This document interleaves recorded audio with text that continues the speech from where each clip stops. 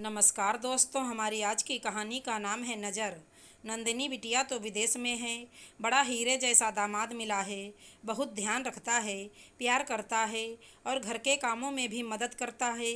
बताओ भला, विदेश में रहने वाला लड़का भी घर में हाथ बटाए, इससे ज़्यादा सुख और क्या मिल सकता है नंदिनी को। ये तो बड़ी अच्छी बात है भाभी जी। लड़की को अच्छा ससुराल मिल जाए तो माँ बाप की आधी परेशानी तो ऐसे ही ख़त्म हो जाती है। और नरेंद्र कैसा है? उसकी भी तो शादी को 1 साल हो गए। कोई गुड न्यूज़ नहीं है? नरेंद्र अच्छा है और सोनिया भी। गुड न्यूज़ भी मिल जाएगी, इतनी भी जल्दी नहीं है मुझे। बच्चे हैं, घूम फिर लें, एक दूसरे को समझ लें, फिर तो बच्चे और गृहस्थी को ही संभालना है। वैसे भी हमें कोई दिक्कत नहीं, हम तो आराम की ज़िंदगी जी रहे हैं। जब से सोनिया आई है तब से व्यवसाय में भी बढ़ोतरी हुई है। नरेंद्र को अभी समय कम मिल पाता है, काम से ही थक जाता है ना बेचारा। हाँ भाभी जी, ये तो है, पर जितनी जल्दी पाँव भारी हो जाएं तो उतना अच्छा रहता है, वरना फिर कुछ ना कुछ दिक्कतें आने लगती हैं। व्यवसाय का क्या है, काम तो लगा ही रहेगा। अच्छा, मैं फ़ोन रखती हूँ, लंच का समय हो गया है। सोनिया बहू आवाज़ लगा रही है। यह कहानी है एक परिवार की, जहाँ सास सुजाता, ससुर राजेश, नवविवाहित बेटा नरेंद्र, बहू सोनिया रहते हैं। इनकी छोटी बेटी नंदिनी का विवाह 3 साल पहले एक एनआरआई से हुआ था। सुजाता जी की आदत है दिखावे की। जो भी कुछ होता तो सोशल मीडिया पे बताना, स्टेटस पे अपडेट करना, सहेलियों में भी बढ़ा चढ़ाकर गुणगान करना, हर चीज़ में बस शो ऑफ भरा था। उनके मुंह से जब शब्द निकलते थे तो सिर्फ अपने रुतबे और ऐशो आराम पर ही टिके रहते थे। सब उनको जान गए थे कि यह उनकी आदत और व्यवहार है, तो पीठ पीछे उनकी हंसी बनाते थे। अब हुआ यूं कि सोनिया ने गुड न्यूज़ दे दी।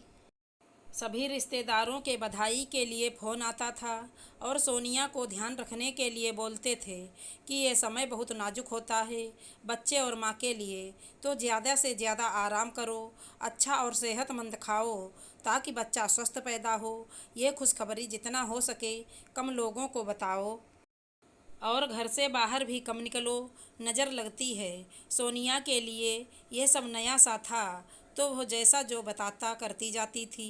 इधर सुजाता जी को तो दादी बनने की खुशी में सोशल मीडिया पे और न जाने कहाँ कहाँ गुड न्यूज़ की खबर डाले पड़ी थी।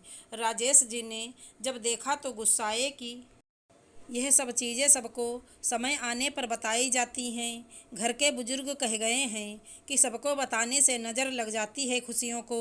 अरे मैं तो अपनों को ही बता रही हूँ, उसमें कैसी नज़र? अपनों की तो दुआएं लगती हैं, कोई हमारा बुरा थोड़े ना चाहेगा। सुजाता जी, कभी कभी अपनों की भी नज़र लग जाती है। ये समय बहुत संभल कर रहने वाला है। आपसे मैं एक विनती करूँगा कि अब प्लीज़ कहीं भी किसी को ना बताएं। जब कुशल से सब हो जाएगा तो हम बड़ी ग्रैंड पार्टी रखेंगे। आप दिल खोल के सबको बुलाइएगा। सुजाता जी ने मुंह बनाते हुए कहा, ठीक है, आप कहते हो तो नहीं बताऊंगी अब, लेकिन पार्टी बहुत बड़ी होगी। समाज के सभी लोग, रिश्तेदार, दोस्त, कोई भी नहीं छूटना चाहिए। आखिर हमारी भी कोई पहचान है सब में। सुजाता जी के लिए समय तो जैसे कछुए की चाल से निकल रहा था। जो हर बात सबको बताती थी, अब बड़ा मुश्किल था मुंह बंद रखना। एक दिन ऐसा हुआ जिसका डर राजेश जी को सताता था। कपड़े के गोदामों में आग लग गई, उनका सारा माल जलकर खाक हो गया और नरेंद्र को व्यवसाय में बहुत बड़ा नुकसान हो गया। उसने घर के कागज गिरवी रखकर काम आगे बढ़ाया, पर सब खत्म हो गया। जो घर अपना था वो भी अब लोन में छिन गया। बहू का 8वां महीना चल रहा था। इस खबर से उसे भी सदमा लगा और वो हॉस्पिटल में एडमिट हो गई। सब मना रहे थे कि जच्चा बच्चा ठीक हो बस।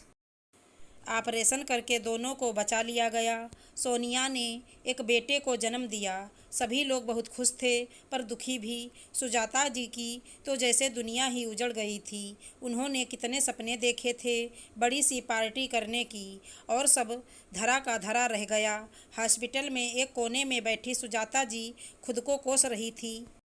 अगर वह सब जगह ना गाती, सावधानी बरतती और दिखावे ना करती तो नज़र नहीं लगती। राजेश जी ने उनको ढांढस बंधाया और बोले, जो हुआ सो हुआ, हम सब साथ हैं और बहू बच्चा भी सलामत है।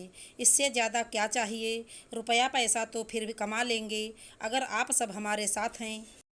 सुजाता जी बिलखते हुए अपने आंसू को छिपाती हुई राजेश के गले लग गईं और बोली, अब मैं खुद को बदल लूँगी, दादी जो बन गई हूँ। बाकी सभी लोग भी हंसने लगे।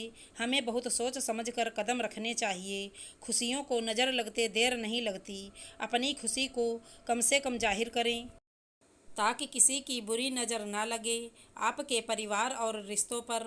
वैसे भी सोशल मीडिया और स्टेटस पे डालना उतना ज़रूरी नहीं जितना कि आपस में खुश रहना। आशा करती हूँ हमारी कहानी अच्छी लगी होगी। धन्यवाद दोस्तों।